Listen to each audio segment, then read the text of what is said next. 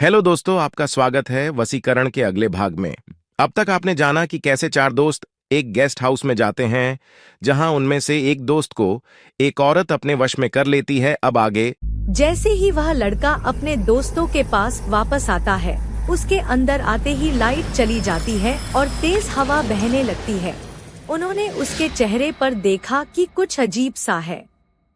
उसकी आंखें लाल हो चुकी हैं और उसके मुंह से कुछ काले धब्बे बह रहे हैं। दोस्तों ने उससे पूछा, तुम्हारे साथ क्या हुआ? लड़का अब अपने दोस्तों को देखता है, लाल आंखों के साथ। उसका चेहरा डरावना हो चुका है। उसने आंखें बड़ी और एक डरावनी स्माइल के साथ कहा, मैं ऊपर गया था, जहां मुझे एक औरत मिली जो बहुत अच्छी है, बिल्कुल माँ जैसी। वो तुमसे भी मिलना चाहती है, चलो मेरे साथ। बाकी दोस्तों ने सोचा यहाँ वैसे भी पानी नहीं है, ना ही लाइट, तो ऊपर ही चलते हैं। उनमें से एक दोस्त वही रुक जाता है क्योंकि उसे नींद आ रही थी।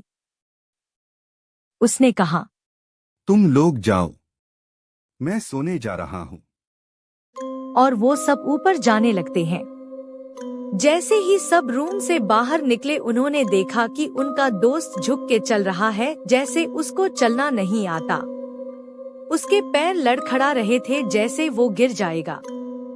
उन्होंने उसे अनदेखा किया और आपस में बात करते हुए ऊपर जाने लगे। नशे में होने के कारण उन्होंने नकारात्मकता और दुर्गंध सबको अनदेखा करते हुए ऊपर जाने लगे। जैसे ही वो सब ऊपर पहुंचते हैं, वहां जीने के पास ही वो औरत पहले से खड़ी रहती है, जैसे वो उनका इंतजार कर रही हो। वो इनको देख के कहती है, बच्चों, तुम सब आ गए। कितना इंतजार कराया तुम लोगों ने। और वो उनको अपने साथ अंदर ले जाती है। जैसे ही वो दोनों अंदर जाते हैं, उनका दोस्त उन्हें घड़ा दिखाते हुए कहता है, जाओ तुम भी पानी पी लो ताकि तुम भी माँ के साथ रह पाओ। जैसे ही पानी पीते हैं, पीते ही नीचे गिर जाते हैं और गिर के थोड़ी देर तड़पने के बाद उठ के खड़े हो जाते हैं और कहते हैं, माँ देखो हम भी आ गए। यहाँ उनका चौथा दोस्त जो अपने कमरे में सो रहा था, उसे कुछ अजीब सा महसूस हुआ, जैसे उसके साथ कमरे में कोई हो। उसने सोचा कोई दोस्त होगा और अनदेखा कर सोने लगा, और तभी उसे सोफे पर बैठा कोई व्यक्ति दिखाई दिया जो काफी लंबा और पतला था, जो धीमी आवाज में कुछ बोल रहा था। वो उसके पास गया और जैसे ही उसके कंधे पे हाथ रखा, वो खड़ा हो गया।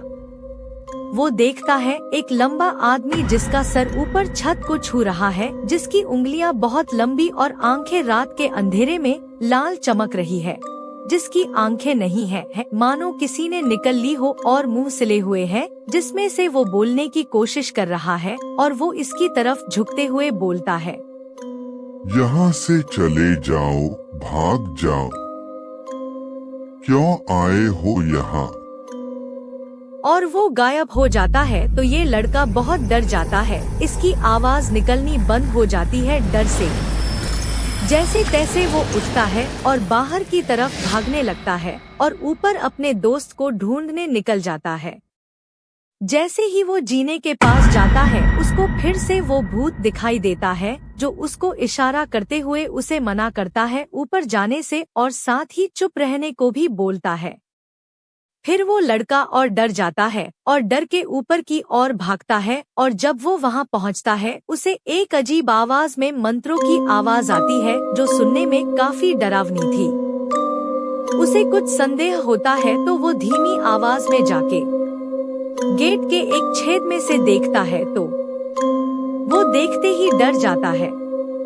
अंदर पूरा अंधेरा था और बस एक दिया जल रहा था, जिसकी रोशनी में उसने देखा कि एक बड़ी सी मूर्ति है, मानो कोई शैतान हो, और उसके लेफ्ट साइड उसका पहला दोस्त खड़ा है, सर झुकाए हिल रहा है, और बाकी दोनों दोस्त उसके सामने बैठे हैं, उसकी तरफ देखते हुए, और उसके हर एक मंत्र के बाद अपने हाथों में चाकू से काट के निशान बना रहे हैं, और उसे अपना खून चढ़ा रहे हैं।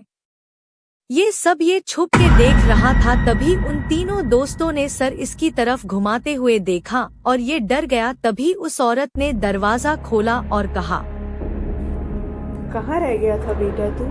आ, अंदर आ। वो बहुत डर गया और वहाँ से भगने लगा और उस गेस्ट हाउस से बाहर आ गया और भागते भागते उस नौकर के घर गया और जोर जोर से गेट बजाने लगा। तब वो नौकर निकला और उसकी ये हालत देख सब समझ गया और उसको अंदर बुलाया और पूछा, बाकी सब कहाँ है? पर उसकी डर से आवाज नहीं निकल रही थी। उसने बोला, वो औरत ऊपर फ्लोर पर।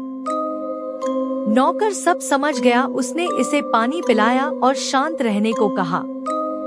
फिर जब वो शांत हुआ तो उसने नौकर से पूछा, क्या था वो? क्या वो सच था जो मैंने देखा? तब नौकर बोला, मैंने आप सबको आगाह किया था ऊपर ना जाने को। वो एक श्रापित गेस्ट हाउस है जहाँ कोई नहीं आता और आ भी जाए तो रात को नहीं रुकता। तो उस लड़के ने पूछा, क्यों, क्या है ऐसा उस गेस्ट हाउस में जो वहाँ कोई नहीं जाना चाहता? तब वह नौकर बताता है, आज से कुछ सालों पहले वहाँ एक औरत अपने बच्चे के साथ अकेली रहती थी। उसके बच्चे की तबीयत हमेशा खराब रहती है और उसके पास कुछ ही दिन बचे थे। उसने अपने बच्चे को बचाने के लिए काली विद्या सीखना शुरू किया, जिसमें उसने शैतान की पूजा शुरू की। फिर उसने काली विद्या का उपयोग करके शैतान के साथ सौदा किया कि वो 5 बलि चढ़ाएगी, जिससे शैतान खुश होकर उसके बच्चे को ठीक कर देगा।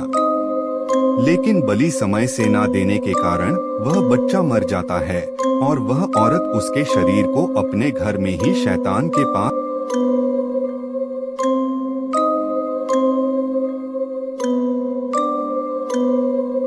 रख देती है। उसने अब तक 2 बलि दे दी है, जिसमें से एक मेरा छोटा भाई भी है।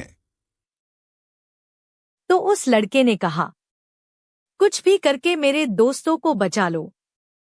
नौकर ने भी सोचा, मैं अपने भाई को तो नहीं बचा सका, क्यों ना इनकी मदद करके उसको मुक्ति दिला दूं।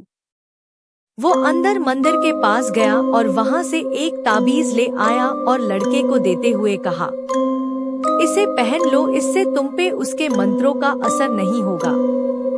और वो वहां से निकल गए। जैसे ही वो अंदर गए, उस लड़के ने फिर उस भूत को देखा जो दीवार के पास खड़ा रो रहा था। उस नौकर ने उसकी तरफ देखते हुए कहा, डरो मत भाई, आज तुम यहाँ से आजाद हो जाओगे। वो लड़का अब समझा कि वो इसकी मदद कर रहा था ताकि ये बच सके।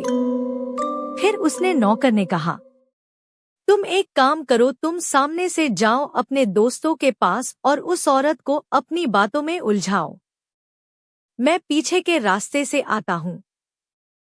फिर उसने वैसा ही किया और जैसे ही वह औरत के पास गया, उसने अंदर बुलाया, जिसका दृश्य देख वो बहुत डर गया। वहाँ उसके तीनों दोस्त शैतान की मूर्ति के सामने घुटनों पे बैठे थे और अपने हाथों पे चाकू से निशान बना रहे थे, मानो जैसे कोई मंत्र लिख रहे हों। उस औरत को लगा ये भी उसके वश में है, तो उसने इसे भी उनके साथ बैठने को कहा और ये भी वहां उनके पास जाके बैठ गया। फिर उस औरत ने कहा, वो समय आ गया है मेरे बच्चों। ये सुनते ही उन्होंने सामने रखी दूसरी चाकू उठाया जिसपे कुछ लिखा था और अपने गले पे लगा लिया। और जैसे ही गाला कटने गए, उस नौकर ने आवाज लगाई, बस अब और बलि नहीं चढ़ेगी। और उस शैतान के पास रखे दिए से उसके बच्चे के शरीर को जला दिया। शरीर में आग लगते ही वो औरत भी वही गिर गई और सबकी आंखें खुल गईं। फिर वो नौकर उन सबको लेकर वहां से निकल गया और वे सब वहां फिर लौटकर कभी नहीं गए।